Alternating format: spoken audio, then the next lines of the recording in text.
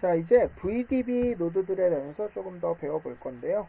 우리가 이제 VDB가 속도가 워낙 빠르기 때문에 볼륨을 아예 안 쓰지는 않지만요. 이제 특별히 뭐 연산을 많이 한다던가 뭐 계산을 한다던가 이럴 경우에는 그냥 VDB로 하는 쪽이 속도가 훨씬 빨라요. 예. 자, 그래서 오늘은 이제 VDB 노드들을 좀 배우면서 자, 그걸로 모델링을 좀 해볼 거고요. 우리 톰과 제리에 나오는 치즈를 한 조각 좀 만들어 보도록 하겠습니다. 자, 우선 서클 하나를 만들어 주고요. ZX 플랜으로 바꿔준 다음에 우리 치즈 조각 모양을 내기 위해서 폴리곤에 클로즈드 아크 해서 여기서 이렇게 조각을 만들어 줄 거고요. 한 30도 정도만 이렇게 해서 치즈 케이크 한 조각을 이렇게 지정을 해 주도록 하겠습니다. 자, 폴리 익스트루드 노드로요. 위쪽으로 마이너스 0.5 이 정도 이렇게 올려주고요. 자, 아웃풋 백. 그 다음에 지금 노말이 뒤집혀 있으니까 리버스. 자, 그 다음에 이제 지금은 이렇게 지오메트리가 전혀 없으니까요. 리메쉬 노드를 이용해서 이렇게 좀 메쉬를 만들어 주고요. 타겟 사이즈는 0.1 정도에서 이렇게 메쉬를 다시 한번 만들어 주도록 하겠습니다. 자, 이제 이 상태를 볼륨으로 바꿔줄 거예요. 그래서 VDB from polygon 이라는 폴리곤을 VDB로 바꾸는 노드를 이용해서 자, 사이즈는 0.01까지 좀 줄여서 이렇게 만들어 주도록 하겠습니다. 자, 그 다음에 이제 뭘 할 거냐면요. 여기에다가 구멍을 뚫어 줄 거예요. 이 VDB를 이용해서. 물론 구멍을 뚫을 때 뭐 불린 프랙처 이런 걸 가지고 뚫을 수도 있겠지만 좀 이렇게 조절이나 부드러운 느낌을 주기 위해서 이제 볼륨을 이용을 할 거고요. 자, 여기에 이제 이곳저곳 좀 스피어로 카피를 좀 하기 위해서 요 위에 리메쉬 하기 전에 여기에다가 자, 다시 VDB from polygon 노드를 이용을 해서 이렇게 이번에는 연기로 좀 바꿔주고요. 연기 타입으로 바꿔주고 자, 해상도는 그냥 이 정도로 유지를 해둘게요. 자, 그리고 스캐터로 점을 여기다가 20개 정도만 좀 찍어주도록 하겠습니다. 저는 20개. 그 다음에 시드를 좀 적당히 조절을 해주고요. 그냥 놔둬도 되는데 약간 이렇게 점 위치를 좀 균형감 있게라 그래야 되나요? 이제 좀 골고루 찍기 위해서 이제 시드를 좀 이렇게 보면서 확인을 했고요. 자, 그 다음에 이제 여기다 스피어를 카피할 건데요. 스피어 하나 만들어서 폴리곤 타입으로 자, 폴리곤 타입으로 프리퀀시는 한 4 정도 이렇게 해서 사이즈 너무 크니까요. 사이즈 0.1배 이렇게 줄여 놓고요. 카피 포인트로 이렇게 스피어를 이렇게 카피해 주도록 하겠습니다. 자, 그래서 요 치즈에다가 요 스피어들을 구멍을 뚫으려 그래요. 구멍을. 자, 그래서 이제 구멍을 뚫기 위해서 이렇게 카피된 스피어도요. VDB from polygon 노드를 이용해서 아까처럼 이렇게 볼륨으로 바꿔줄 거고요. 해상도는 이거보다 더 좋게 0.01까지 이렇게 올려주겠습니다. 자, 그 다음에 이 볼륨을 이렇게 구멍을 뚫을 건데요. 볼륨을 더하거나 뭐 빼거나 뭐 혹은 뭐 이렇게 겹치는 부분을 구하기 위해서 VDB combine이라는 노드를 사용할 거예요. 그래서 첫 번째 볼륨과 두 번째 볼륨을 어떤 식으로 컴바인 해라 이런 의미고요. 기본 오퍼레이션은 카피 A, A에서 들어오는 걸 그대로 씁니다 이긴 한데요. 보면은 모드가 많죠. 카피 B 뭐 두 개를 겹치고 어드하거나 혹은 빼거나 혹은 뭐 멀티플라이 곱하거나 뭐 이런 건데요. 자, 살펴보면은 우리가 어드 이러면 합쳐줘야 되는데 모양이 좀 이상하죠. 마찬가지로 멀티플라이를 하면 곱해져서 이렇게 없어지고 이래야 되는데 역시나 모양이 좀 이상해 보여요. 그런 이유는 이 볼륨이 SDF 볼륨이라 그래요. Surface Distance Field 볼륨이라 값이 플러스 마이너스가 아니라 안쪽이 마이너스 바깥쪽이 플러스다 보니까 두 개를 더했을 때 이렇게 좀 이상해 보이는 거죠. 그래서 물론 이거를 우리가 머리를 써서 두 개가 합쳐지려면 이쪽은 마이너스가 되고 뭐 이런 식으로 계산을 해도 되지만 SDF를 잘 계산하기 위해서 밑에 보면 SDF용 유니온, SDF 유니온, SDF 인터섹션 이렇게 따로 존재를 하고요. 적절한 계산식을 쓸 수 있게요.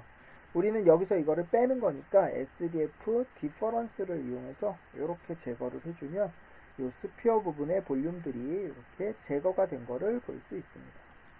자, 이렇게 제거를 해놓고요. 이제 테두리가 좀 많이 이렇게 부실한 것 같아서요. 자, VDB reshape이라는 노드를 이용해서 이렇게 이 reshape은요, 쉐입을 다시 만든다 그래서 이렇게 딜레이트 모드로 이렇게 쉐입을 이렇게 늘려나갈 수도 있고요. 거꾸로 이렇게 이로드 모드로 쉐입을 점점 이렇게 깎아 나갈 수도 있어요. 그래서 그런 역할을 하는 노드라고 보시면 되고요. 살짝만 이렇게 쉐입을 좀 깎아주고요. 이렇게 있던 거를 조금 이렇게 깎아주고요. 그 다음에 또 쉐입을 부드럽게 우리 폴리곤 스무스 처리하듯이 VDB 스무스라는 노드를 이용해서 이렇게 부드럽게 처리를 해주도록 하겠습니다. 이터레이션은 한 2번 정도만 줘서 요거보다는 조금 모양이 나오게 이렇게 처리를 해주고요. 이제 여기까지 됐으면은 컨버트 VDB 노드를 이용해서 우리가 볼륨과 VDB를 바꿀 때 사용을 했었는데요. 볼륨과 VDB만 바꿀 수 있는 게 아니라 VDB를 폴리곤으로도 이렇게 바꿔줄 수 있습니다. 그랬더니 이렇게 좀 부드러운 느낌의 이런 구멍이 뚫린 지오메트리를 직접 만들 수 있게 됐고요. 자, 모양이 스피어들이 전부 다 동글동글하기만 하니까요.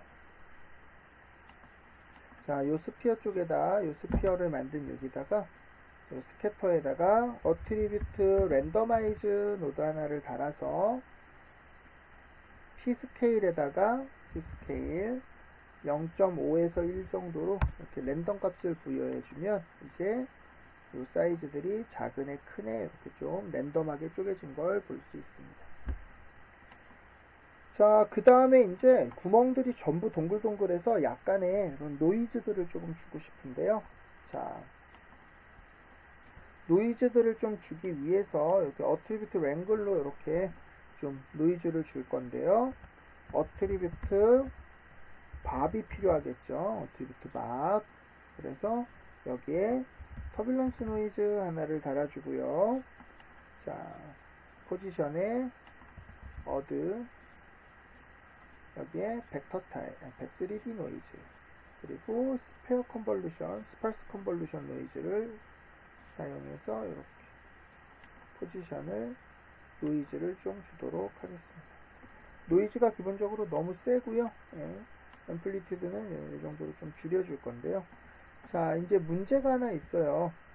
자, 뭐냐면은 노이즈를 이렇게 좀 주다 보니까 이 노이즈가 전부 같은 방향으로 들어가죠. 그래서 얘는 뭐 요렇게 찌그러졌으면 얘는 좀 요렇게 찌그러지고 얘는 좀 다른 모양으로 찌그러지고 이러고 싶은데, 문제는 프리퀀시를 올리면요 그렇게 되는 게 아니라 이렇게 모양들이 다 이렇게 찌글찌글해진다는 거죠. 이런 프리퀀시가 아니라 프리퀀시는 부드러운데 노이즈의 방향만 좀 바꿔주고 싶은 거예요. 그러니까 지금은 프리퀀시가 아주 낮으면, 자, 이렇게 이 정도로 낮춰볼까요? 자, 아주 낮으면 이 개별 스피어에 너무 낮고요. 이거는 1mm 해볼까요? 이렇게. 얘는 좀 더 줄여주고.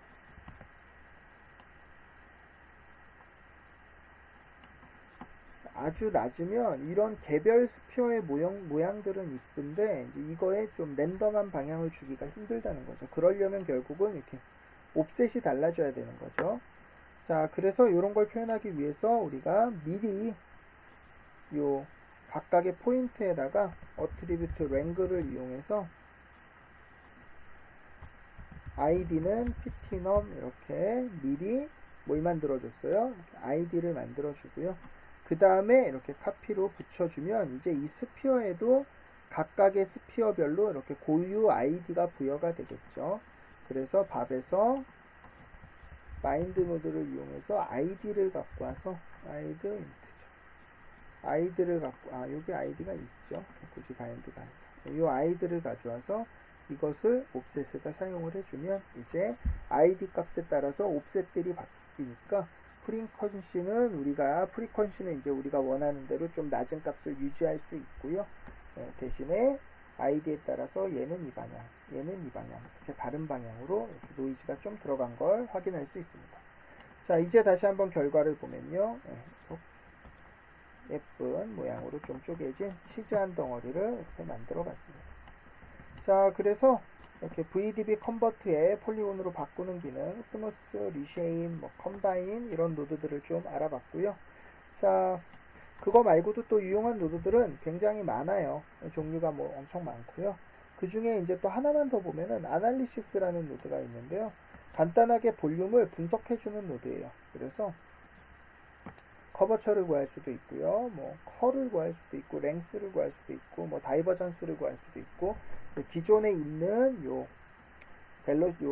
볼륨 값을 가지고요. 이렇게 새로운 어떤 값을 계산해서 볼륨을 바꿔주는 노드라고 보시면 될 것 같습니다.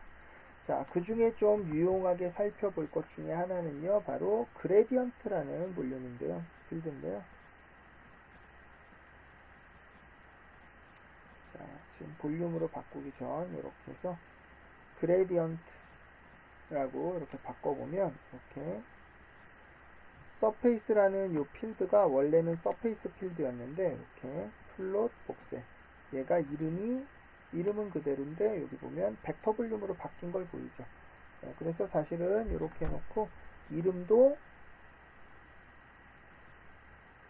자, 이렇게 서페이스 그레디언트 혹은 여기에 이렇게 해놓고 그레디언트 이렇게 직접 적어서 이제 뭐 바꿔주는 게 좋은데요. 자, 그레디언트 필드가 뭔지만 조금 설명을 하고 오늘 수업을 마무리하려고 그래요. 자, 그레디언트 필드라는 거는요. 자, 그레디언트 필드라는 거는 우리가 이렇게 볼륨의 농도가 있을 때 그 농도 차에 따른 이렇게 방향을 만들어주는 필드예요. 그러니까 여기가 농도가 세고 이쪽이 농도가 약하면 농도가 진한 곳에서 농도가 약한 곳으로 이렇게 방향 벡터를 만들어주는 필드고요. 그러니까 벡터 필드인 거예요. 그레디언트 그럼 우리가 보통 농도를 말을 하잖아요. 농도차. 그래서 그 농도차의 방향을 구해주는 필드다. 이렇게 이해하시면 될 것 같고요. 자, 이 필드가 왜 중요하게 생각되냐면은 우리가 이게 연기라고 했을 때 이 연기는 폴리곤이 아니기 때문에 이제 덴시티 값만 이제 가지고 있을 텐데요. 연기의 농도 방향을 구하게 되면 이 방향이 곧 무슨 방향이 되냐면은 이 연기의 노말 방향이 되게 돼요. 노말 방향. 연기가 이렇게 쉐입이 이렇게 잡혀 있을 때 농도차의 방향이 이렇게 만들어질 테니까 이 연기는 비록 연기라서 면이 존재하지 않으니까 노말을 구하기가 어렵지만 그레디언트 필드를 이용하면 그 노말에 해당하는 방향을 구할 수 있는 거죠. 자, 그래서 이걸 가지고요, 우리가 볼륨에다가 노말 방향이 필요할 때들이 있거든요. 예전 같으면 이제 파이로의 해상도가 많이 좋지 않던 시절은 볼륨에 강제로 디스맵을 좀 주기 위해서 노말 방향을 사용했던 때도 있고요. 또 요즘 같은 경우는 후디니에서는 그 화이트워터라고 불리는 이제 워터 시뮬레이션 쪽에서 볼륨의 스펙을 구하는데도 이런 식으로 노말을 계산해서 이제 구해주게 돼요. 그래서 볼륨 자체는 노말이 없는데 이제 그 노말을 구하는 방식으로 이렇게 그레디언트 필드라는 필드를 사용할 수 있다. 이렇게 생각하시면 될 것 같고요. 자, 요거는 이제 나중에도 또 다시 한번 소개될 때가 있으니까요. 일단 이런 게 있구나 정도 이해하시면 될 것 같습니다. 그거 외에도 이제 VDB from 폴리곤 말고 이제 파티클이나 파티클 플루이드 이런 걸로 이제 포인트를 가지고도 또 볼륨으로 바꿔주는 노드들도 있고요. 이렇게 VDB만 가지고도 이제 많은 일들을 할 수 있습니다.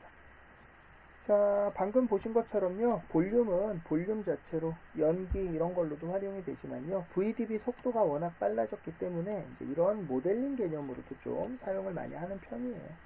물론 이제 어셋 팀이나 크리처 팀 이런 팀에서 이걸 이용할 일은 많지 않겠지만요, FX 같은 경우는 고드름이라던가 아니면 무슨 용암이 흘러와서 굳는다던가 몰핑이 이런 디폼 녹아내린다던가 이런 식으로 그런 부정 형태의 이런 어떤 지오메트리들을 생성해야 될 때들이 있는데, 그럴 때 이런 VDB를 사용하시면 빠르고 효과적으로 이제 이용할 수 있습니다. 그래서 오늘 이렇게 볼륨 데이터 타입에 관해서 쭉 알아봤고요. 자, 이제 과제를 잠깐 보여드리면요. 이렇게 고드름이 자라나는 거를 한번 VDB를 이용해서 표현해봐도 재밌을 것 같습니다. 자, 이 작업을 위해서는요, 이제 수업, 이제 마지막에 잠깐 설명드렸던 그레디언트 필드에 대한 좀 이해도가 있으면 더 쉽게 작업을 할 수 있을 거고요. 어찌됐건, 뭐, 모델링에 관련된 내용인 것 같지만 사실은 뭐 FX 작업에 속하게 되겠죠. 예. 그래서 뭐 이렇게 쉽지는 않을 거예요. 꼭 이렇게 아니더라도 그냥 자기 나름대로 여러 가지 방법들을 이용해서 적절하게 한번 표현해 보면 좋을 것 같습니다. 자, 오늘 수업 수고하셨습니다.